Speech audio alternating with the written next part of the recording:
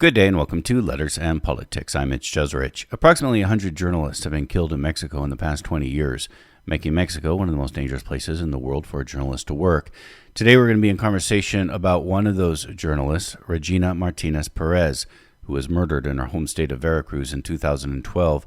She was one of several journalists around that time who were also murdered in the state of Veracruz. Regina Martinez Perez covered government and worked for a number of outlets, including such outlets as El Proceso and La Jornada, a couple of publications considered to be somewhat to the center-left and also known for their critical coverage of power. My guest for this conversation is Katherine Corcoran. She's a former Associate Press Bureau Chief for Mexico and Central America. Currently, she is the co-coordinator of MasterLAB, which is an investigative editor training program in Mexico City. She is the author of the book, In the Mouth of the Wolf, A Murder, a Cover-Up, and the True Cost of Silencing the Press. Katherine Corcoran, it's a great pleasure to welcome you to this radio program. Thank you very much for having me, Mitch. Let's begin by talking about who Regina Martinez Perez was. Tell me about her as a reporter.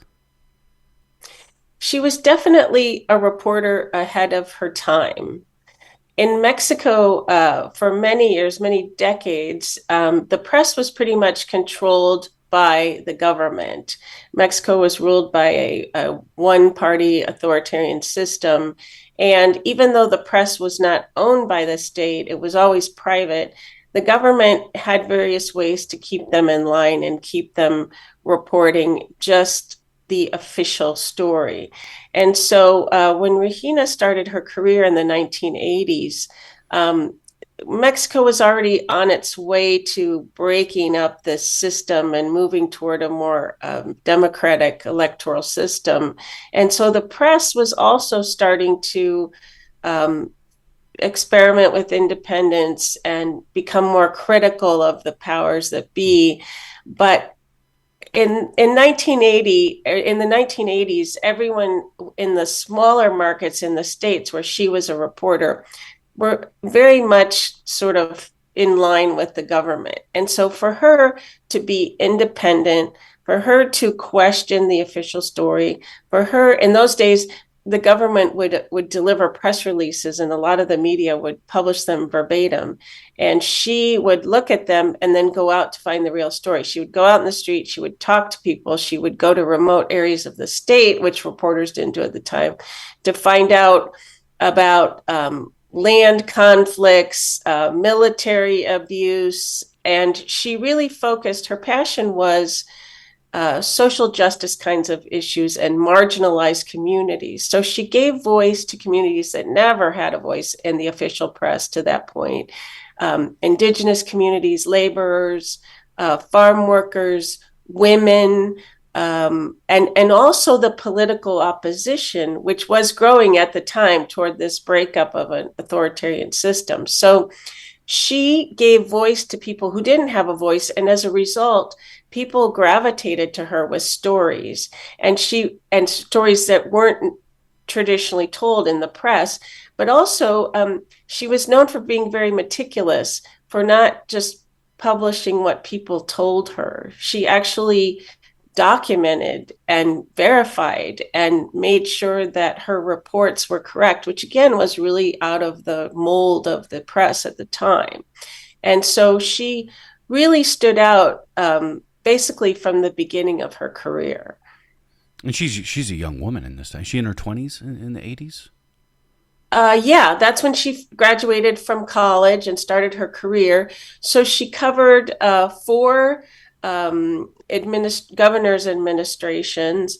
She covered the 80s, the 90s, the 2000s, the breakup, the sort of political unrest that started to occur in Mexico, the breakoff of new parties from the ruling party. She was very much a reporter of her time. With this great transition that was going on in Mexico in those decades, she was very much in there writing about all of it. What do you think it meant to be a woman reporting in Mexico in the 1980s? I think it was very difficult. There were very few women, and the fact that she was so tenacious and independent and critical made her even more troublesome to a lot of people, to the authorities, because that wasn't a traditional role that a woman took on at the time. It's very unusual even today in Mexican society to be that direct. It's a very polite society. It's a very formal society if you don't know someone. And so for a reporter, a young woman, a woman in general, to be publishing these stories that really packed a punch to the power system, which was all men at the time, it was just another layer of aggravation for these people who were being exposed by her. The fact that she was a very diminutive woman of indigenous roots herself, not the typical profile of someone to become a professional journalist at the time, and was taking prisoners. Basically, she was taking hits at these very powerful people. So it was very complicated for her on many levels. A couple of formative experiences she has as a young reporter in the 1980s. For one would be the 1985 earthquake that struck Mexico City, which was just devastating for the entire city. People are still traumatized about that experience today. And also the 1988 election. This is a very controversial election. This is when the computer system crashed, and then when it came back, the pre-candidate, the party that was in power at that point, almost 70 years, Carlos Salinas de Gortari, was president after the computer system came back online. How significant was that, her covering that election? I think it was very significant. She was fortunate enough to land a job. This would have been in 1987, the year before this election. She landed a job at a new newspaper in Jalapa, the capital of the state of Veracruz, where she worked. And the owner publisher of this paper wanted to do a different kind of journalism. He was kind of a vanguard himself. He was a pre-operative. He was very involved in politics, but he was tired of the corruption he saw in his own party. And so he created a newspaper, and he basically told his reporters to cover whatever they wanted. There were no restrictions. And he was very much interested and fascinated by the breakup of his own party and by the growth in opposition candidates at the time. And so she had found a friendly environment for the kind of journalism she wanted to do, which was, again, very rare in those days. And there was a small cadre of journalists with her who all did the same kind of work. And so basically, leading up to that 1988 election, she covered gubernatorial elections that sort of mirrored that case. They were believed to have been stolen by the PRI, that the opposition really won. And one of those campaigns happened in Veracruz. And so she covered it locally, but then her newspaper publisher sent her to other states to cover these kinds of disputes and elections where it was clear that the opposition had won, but the PRI had stolen the election. And there were various outcomes at the time to what would happen. Sometimes the PRI candidates had to resign. Sometimes they redid the elections. But all of those more statewide elections were crucial in shaking up the system. And the PRI eventually had to let opposition candidates win in order to still maintain its national hold. And so this 1988 election was very interesting to her publisher and to everyone, obviously, in Mexico. And so she was already, by the time 1988 came around, she was already covering that subject on a local level and a state level. Again, we are going to be talking about the murder of Regina Martinez Perez, who we are in conversation about. This murder occurs in 2012, so this is several decades after covering the 1988 election. What's important to know about her between 1988 and the next couple of decades, is all this time spent in Veracruz? And how is she treated by authorities in the 90s and in the early 2000s? It was very much, she did spend her time in Veracruz. That's where she reported. She had an incredible network of sources. People really admired her ability to get out and to get stories from people. And I like to tell a story about when I started reporting this, and all the people close to her told me what an amazing reporter she was. And at the time, the reputation of the reporters in the States, even if they weren't co-opted, was that they generally weren't very good. They didn't have good training. They weren't paid very well. The reporters in Mexico City, which is the capital and where all the big media and frankly more professional media is, kind of looked down their nose at the correspondents in the States. And all her friends told me that she was just this incredible reporter. And I thought, well, I'm sure she was very good. But I'm sure there's some mythology growing up around her now that she's dead. And so I actually went to the state archive and I looked at 20 years of her stories in this local newspaper. It was called Politica, and it was run by this publisher who wanted a more independent kind of journalism.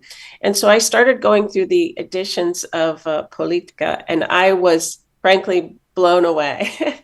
She wrote a lot. She wrote often, and she picked all kinds of topics. She picked contamination of water supplies from a nuclear power plant. She picked schools that had no roofs on them in rural areas. She talked about forced sterilization of Indigenous women. She hit every topic, and she was basically fearless in what she covered. And so for me, it was eye-opening because I was amazed at what she was writing and what topics she was touching, as they say in Mexico at the time, like really sensitive topics. And so then I had these just mounds of articles for many years. And so I hired an assistant to organize them for me and make a bibliography. And the assistant spent most of her time reading the articles. And she too said to me, and she's Mexican, she said, nobody was writing about this at that time. And so she also was extremely impressed and fascinated by the body of work that she saw. So I have to say, it honestly was very impressive. Probably her most famous story came in 2007, where she took on the biggest powers in the country, the president and the military. There's a saying in Mexico that there are three untouchables: the president, the military, and the Virgin of Guadalupe. And she took on, as I say in the book, 2 out of 3, because there was an Indigenous woman in a very remote area of Veracruz who had been raped by soldiers, and she died as a result of her attack. And so Regina went out to this rural area and to the very humble place where this woman lived and interviewed her children. The autopsy was consistent with sexual assault, and so it was obviously a huge scandal because it had been committed by soldiers who were stationed often in rural parts of Veracruz and other states, basically to quash any kind of resistance or guerrilla uprisings at the time. And they were abusing the local citizens in various ways. But this one case was just watershed for everyone because they had attacked an elderly woman and she died. And so Regina was covering this case along with the press in general, but the president of Mexico came in to handle the case, and all of a sudden the story changed. The autopsy was discredited. The president said she died of natural causes, and there was a complete cover-up of what actually happened to this woman. And Regina would not back down. She just published week after week stories poking holes in the government story and why it was a cover up, and actually published a picture of the woman in the morgue that indicated that she had a head injury, which obviously wouldn't indicate natural causes. And then went out and interviewed other people in the region, including a young woman who was raped basically as a child, maybe 13, 14 years old, by soldiers and became pregnant and was now raising the child that resulted from this assault. And so she just went out there and just hammered again and again at the reality in the face of this cover up by the president of the country. And she really gained kind of a national profile after that. The reporters in Mexico City recognized her work and said, wow, what a brave person. Because at the time, that wasn't the custom in Mexico. And so that was probably her most famous story, and the one that really brought her to national prominence. Did she receive harassment because of that story? She received harassment throughout her career, and of course in that story as well. But early in her career, and the newspaper Politica, because they were an independent, aggressive newspaper, received a lot of harassment. So there were threats. There were the government at that time and up to very recently actually paid media organizations a lot of times for favorable coverage, but also to place ads and things. They depended a lot. A lot of their budget came from the government, the local government in Veracruz. And so the government, as retaliation, would pull their funds and make it difficult for the newspaper to operate financially. There was a lot of harassment of the newspaper in general, but there was also harassment of her. She was barred from press conferences. She was barred from the lists of journalists receiving press releases. At one point in 2010, a local columnist got hold of a list of the state government. The state government had made a list of what they considered uncomfortable reporters, and her name was on it. And with this list were instructions to the people, whoever were receiving this list, on methods of spying and monitoring and finding out personal information about all the people on the list, including her. She often felt she was being monitored, being watched. She had a habit of never, when she was leaving an event, she would always ask another reporter, another person, to accompany her in her taxi so that she wouldn't return home by herself. She had really implemented her own security system as a result. And probably the most emblematic of how her work was treated, in 2007, when she wrote these stories about the army and the rape, she was still working for Politica, but the publisher had died. And so the paper had been taken over by other family members who were much more friendly and cozy with the state government. And so as a result, the local newspaper she worked for didn't publish a single one of those stories about soldiers raping an elderly Indigenous woman. They only published the governor's side and the governor's denial that there was anything amiss with the story. She was also working for Proceso at the time, so Proceso obviously published all of the stories, but her local newspaper refused to publish what she was writing because it was so controversial.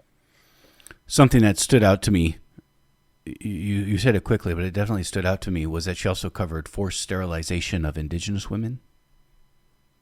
Yes, she had an article. It wasn't one of her bigger topics that she dug into, but there was it was one of the topics she covered. She covered labor unrest. She covered um, protests and labor uprisings, and so she was always in the communities, the vulnerable communities, telling the real story of what was happening to them. This is Letters and Politics, and we are in conversation about the life and murder of Regina Martinez Perez. I was anglicizing her first name earlier. I know better. Forgive me for that. Our guest for this conversation is Katherine Corcoran, former Associate Press Bureau Chief for Mexico and Central America, currently co-coordinator of MasterLAB and Investigative Editor Training Program, Mexico City. And she is the author of the book, In the Mouth of the Wolf, A Murder, a Cover-Up, and the True Cost of Silencing the Press. Your book, In the Mouth of the Wolf, begins with a harrowing account of how Regina's neighbor found her on April 20, or at least reported about her that had the police come in on April 28th, 2012. Can you tell me more about what they found? Well, from the morning of the 28th, her front gate was ajar, and Regina was very meticulous about security because she knew that the risk she was under for what she wrote and what she did for a living, and she was very meticulous about her security. And so in the front of her house was a big iron gate. That was the first line of defense. And then there was a big patio, and then her home was kind of set back, and so the front door was kind of set back from the front gate. And so what called attention to her neighbors was that the gate was ajar and also the front door was ajar. And sometimes she would have her front door open if she had the gate locked, but she would always be inside. She'd be working, she'd be inside, or maybe she'd be sitting out on the patio, she'd be working on the patio. And so it was odd to them first that the gate was open because she never let the gate open, and that her front door was open, but there was no sign of her. And so I think kind of if you're in a situation like that, depending on how well you know your neighbor, you might go over and knock on the door, but she was a very private person. And so they the neighbor kind of said, well, I'll let it go. She's certain to appear. And then she tried calling her and she didn't answer either of her phones. And after some time had passed, the neighbor became concerned and she called the police. And when the police came, they first of all, they came 25 minutes later. This isn't like the United States when you call 911. And that was considered an immediate response at the time because there was an explosion of violence in general in Veracruz at the time, and a lot of times the police didn't come at all because they were told not to or they were afraid. So the fact that they showed up at all was significant. And so they started to walk in, and then for some reason they came back out and they asked the neighbor, Isabel Nunez, if she would go with them. And so she agreed to go with them. And once they got inside, they found Regina dead on the floor, and she had been dead for quite some time. By the time they found her, they estimated at least 12 to 15 hours. So they believe the attack happened in the middle of the night, and they found her the following day around 6 p.m. She was badly beaten and believed to have died because of strangulation. Yes, she was strangled, and she had been beaten before that. And there was a evidence that she put up a struggle, a fierce struggle. And it appeared that she had been surprised in the bathroom, that because there was no sign of struggle in the other parts of the house. And but according to how the condition she was in, she put up a good fight. Authorities try to say it was due to a lover. Yes, what was very interesting about this story is almost immediately the authorities started asking her friends if she had a boyfriend. And there were even postings online from people saying this had nothing to do with her journalism. The campaign to implicate a boyfriend started almost immediately in a very odd sort of way before the investigation had even begun, frankly. And so basically what happens in these kinds of cases with the impunity in Mexico and the corruption in the justice system is, up to that point, the government liked to say that the journalists had been killed because they were involved with the drug cartels, and they somehow got crossways with the drug cartels. So they had been corrupted to begin with, and they did something wrong, and that's why they were killed. And that was a very strong campaign that they presented to us as journalists, as foreign journalists. And the problem was, we didn't really know, because there were really no investigations and no transparency at all about these cases. And so it was very easy, because there really was corruption in the press at the time. And as I mentioned, the press for many decades had been very docile and bought off by politicians. So that was a fact about the Mexican press that made it very easy for the government to dismiss all of these journalists as corrupt. Well, the problem was, everyone knew she wasn't corrupt, and everyone knew she was very uncomfortable to the authorities. And so they had to find another reason that this killing had somehow been her fault.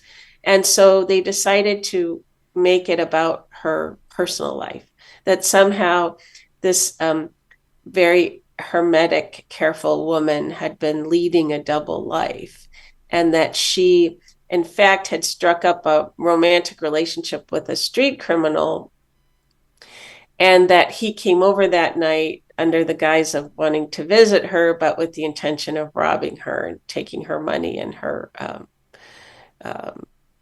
flat screen TV, things like that. And that was the explanation the government gave as to why she let this person into her home, because there was no sign of forced entry. Even the doors were left open, but there was no sign of forced entry. So the story went that she had let them in because it was someone she was interested in romantically.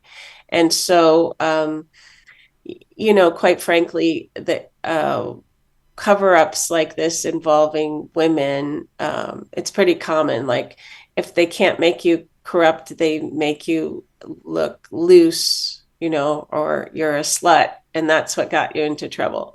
And so they really tried to make it the latter in her particular case. And did she even know this guy? He at first confessed, correct? And then... Well, there were two people involved. The person who actually did the killing disappeared a week after the incident and has never been heard from since. So they basically arrested the other person who went with him, supposedly the accomplice, and they prosecuted and convicted the accomplice. Well, the accomplice says he was never there. He didn't know Regina. He said in a phone interview with another news agency that he had talked to the alleged killer about the crime, and the alleged killer told him that he had been recruited to commit it, and he said no. So as far as the accomplice was concerned, he was tortured into confessing to something he had nothing to do with. And as far as he knew, the other guy had known about something that was going to happen, but had declined to be involved because he was a street criminal. He did have a long record of he was also a prostitute, and so he had a long record of robbing his clients. He would get them into vulnerable positions, and then he would rob them, take their wallets, etc., things like that. And he had been in and out of jail throughout his career. And so the person who supposedly was there, the accomplice, says that he was tortured into confessing. But the state court system eventually just ignored that and locked him up anyway, and he's now serving a 38-year sentence for this killing for this of killing. Regina. But this is not something that you or actually a number of other journalists accept. Well, I don't think anyone accepts the official story except the government. If you go to certain people, they will tell you that he's the guy, the case is closed, justice, there was justice in the case of Regina. You asked if she knew these people. As far as we know, she didn't, although she was a very, as I mentioned, she was a street reporter. She went out and she got into a lot of communities that no one else did. So perhaps she did know these were kind of known street criminals. They hung out in the park in the center of town at night. They had their people that they sold stolen goods to. They were kind of, they were around all the time. And maybe at some point in some story she had interviewed or tried to interview someone, but as far as we know, she didn't know them at all. Do you have a sense of who actually did kill her? Well, this is what I would say. The story makes the story that convicted this accomplice makes absolutely no sense. There are any number of holes in the case, including that the DNA of the two people accused of doing this was not found anywhere in the house. There was no physical evidence that either of these people were ever in the house.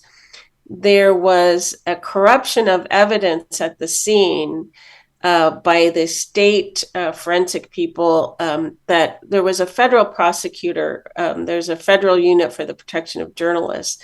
And the federal prosecutor at the time came to the crime scene after it had been handled by the state forensic people. And she said she never saw such a mess in her life. And she said that a lot of the evidence was so poorly handled that it really contaminated any ability to get fingerprints or DNA. So there was no physical evidence of who could have been in the house. And there was no sign of forced entry. And what's significant is that Regina's home was broken into maybe about 4 months earlier, right around Christmas.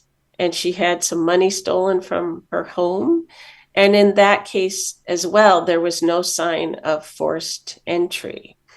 And she hired a locksmith to come and beef up her locks after that happened. And he said to her, this was definitely a professional job, whoever got inside. And so there was a lot of circumstantial evidence to indicate that someone had been sent in and that they had also been sent with the idea of creating this story that it was done by some guys she was hanging out and partying with, because they left beer bottles around, empty beer bottles, as if there had been a party.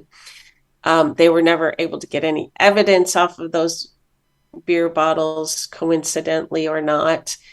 And so it definitely looked like it was staged. So obviously they were trying to cover up for someone who wanted her dead. And this is what I can say. 10 years after this killing, and if you think about it and you think it was really just sort of what you would call your average street crime.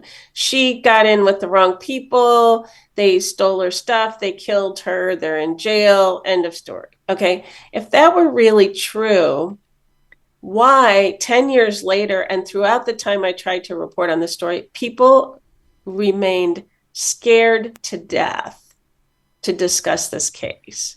Even today. You went to the neighborhood, yeah. Well, not just the neighborhood, state officials, anyone who had anything to do with this will not talk about it. And that tells me that there's someone very powerful behind this who still has a lot of power, and who people even today do not want to cross this person. And so there was someone very powerful behind this case. I think it was a case of it was not retribution for something she had published. I think it was to prevent her from publishing something very sensitive and damaging to some powerful people. And I do think the book provides a new line of investigation. I'm not a detective. I can't subpoena people. I can't see the evidence. I tried. I filed transparency requests for the evidence that was taken out of the house. I was denied. So I wouldn't have access to what an investigator would, but I would definitely say that that I show in the book that there's a line of investigation that was never taken, and by a person that or into a person who happened to be very powerful. What were her notes spared? Was there anything that one could look at to see what she was working on at the time? No, we can't find the evidence that was taken from her house. There are so many layers and difficulties with this case. So the state did their investigation as a murder, as a common crime, and they, throughout their story, arrested a guy and said case closed. Mexico has a special prosecutor for crimes against journalists. The special prosecutor had a parallel investigation because they really did feel it was something that had to do with her work. But this office is underfunded, understaffed. There are various people appointed to lead this office. At the time that Regina was killed, there was a prosecutor who really did try to solve the case and really did believe it had something to do with her work. But at other times, the attorney general will appoint a prosecutor who is there just to keep everything quiet and everything, under wraps. And so the odd thing about the federal prosecutor for crimes against journalists is they allegedly have some of these notebooks, and they will not release any details of their case.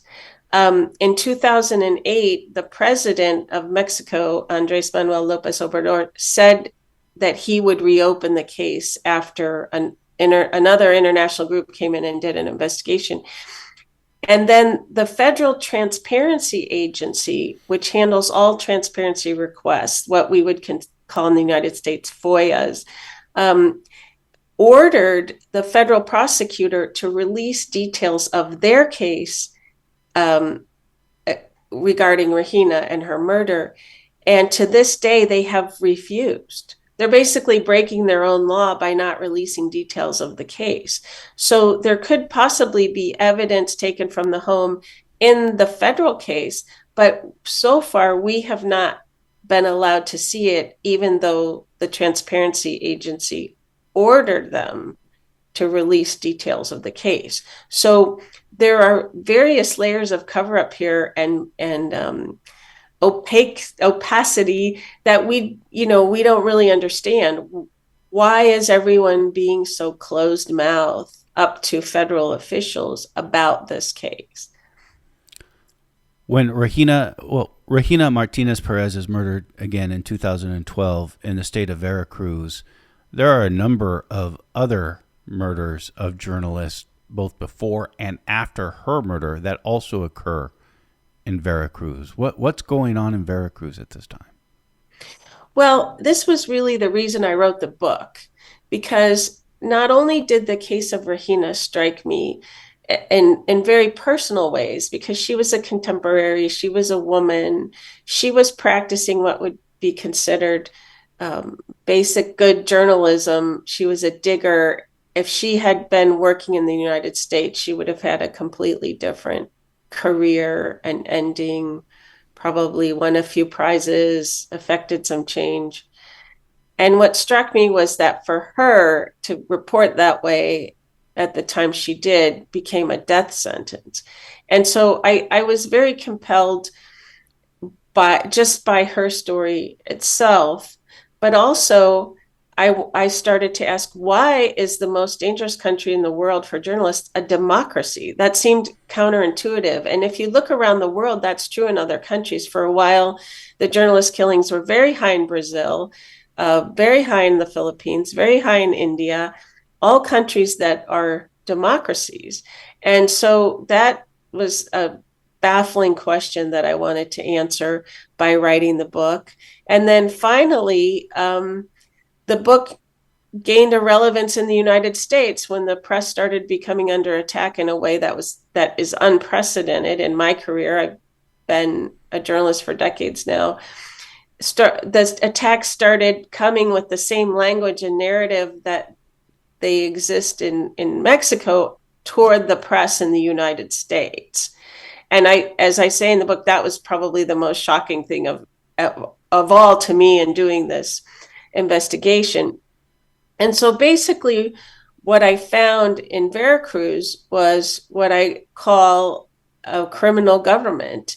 I used the work of some academics and political scientists who also were examining the same question from an academic point of view. And their research shows that in these emerging democracies, because there's a loss of central control, that there's a morphing of organized crime, that the traditional organized crime forms change as well. And so that governments have various relationships, and local governments have various relationships with organized crime. And sometimes they're collaborating. Sometimes they're just saying, you can run the territory. We won't bother you. They take many forms.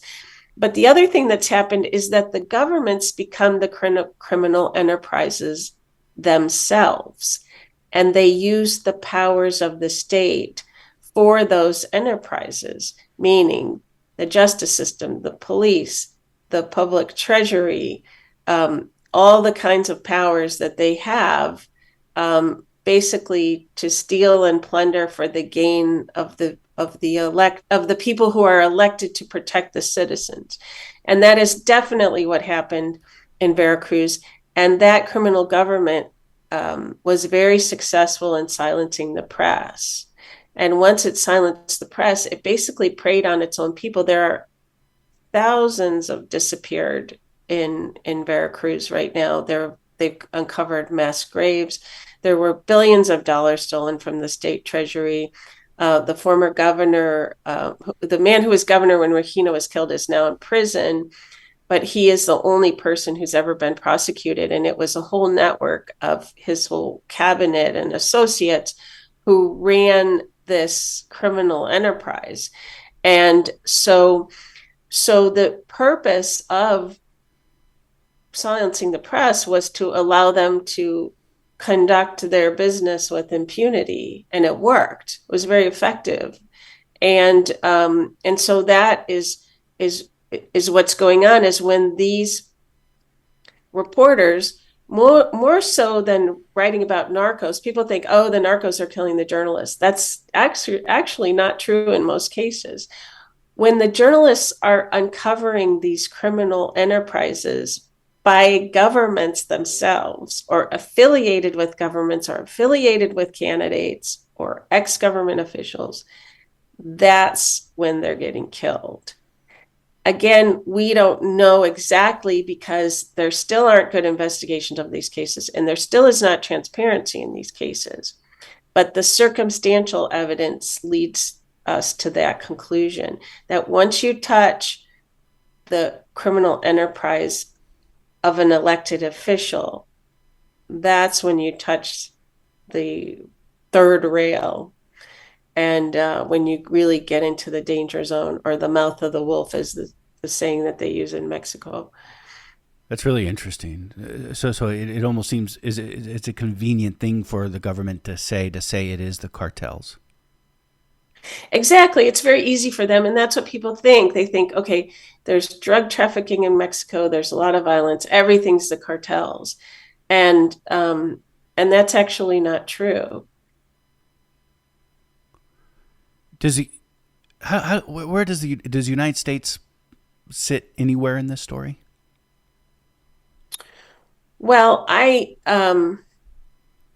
the short answer is yes. I wanted to write this story because I thought I was watching this go on and nothing being done. And if anything, it's gotten worse. The year I became bureau chief in 2010, there were 10 killings. This year, there are 15, and we're only in October.